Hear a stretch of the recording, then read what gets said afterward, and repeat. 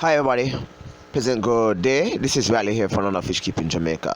Now, first I must say I love my pet shop. I love Jamaican pet shop, especially those that have been going all out so as to ensure that customers actually feel a part of the hobby by getting certain quality fish. Okay, here you all know this fish, right? It's arowana, right?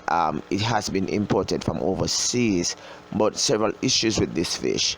I don't know if where you are at you might see these issues within your local pet shop, but I have actually been at the pet shop and I've actually seen issues in which it's just not nice, right? First things first, this fish arrived in Jamaica about 4 days ago, right? You notice one eye is good, the other eye look very cloudy, as if one eye is damaged, right? The barbels are totally damaged. That can be grown back, right? That can fix up and all that, but the eye issue, right?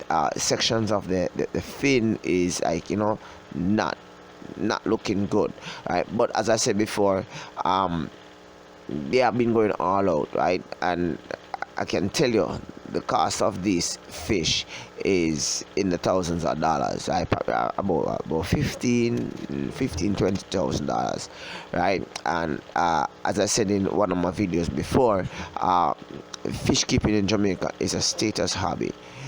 You won't get somebody like me purchasing a fish like this, because this is like above my pay grade, right?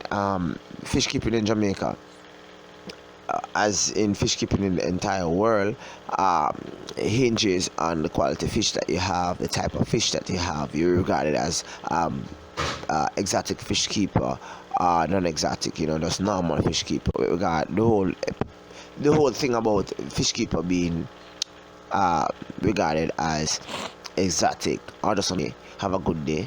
Bye bye for now. Cool.